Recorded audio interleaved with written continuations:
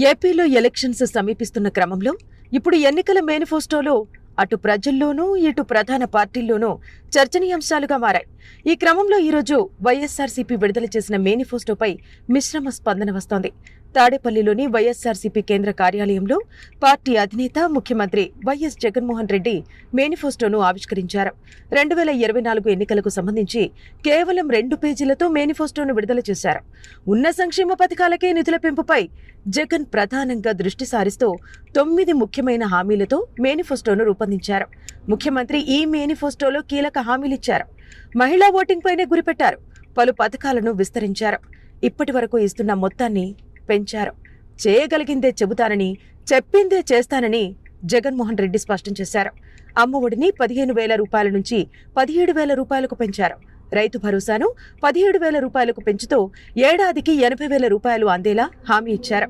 ఇక రాజధాని పోలవరం పైన జగన్ మేనిఫెస్టోలో స్పష్టత ఇచ్చారు.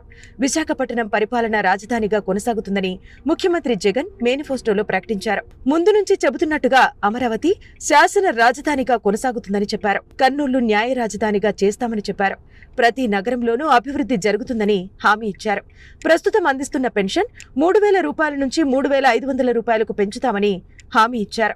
రానున్న 5 ఏళ్ల కాలంలో వైద్యంపైన ప్రత్యేకంగా ఫోకస్ చేస్తామని, ఇలా ఇంకా పలు అంశాలపై ముఖ్యమంత్రి హామీ ఇచ్చారు. కాగా మరోవైపు జగన్ విడుదల చేసిన వైసీపీ ఎన్నికల మేనిఫెస్టో నిరాశ మిగిల్చిందని ప్రజల నుంచి విమర్శలు వస్తున్నాయి.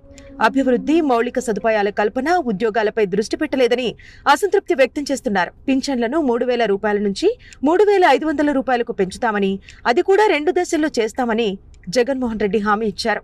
మరోవైపు వైసీపీ మేనిఫెస్టోపై చంద్రబాబు స్పందిస్తూ జగన్ గతంలో ప్రకటించిన 2019 మేనిఫెస్టోలోనూ హామీల్లో ఒక్కటి కూడా నెరవేర్చలేదని తెలిపారు. ఈ రోజు మళ్లీ ఇంకో మేనిఫెస్టోతో జనాన్ని మోసం చేయడానికి వచ్చాడని అన్నారు.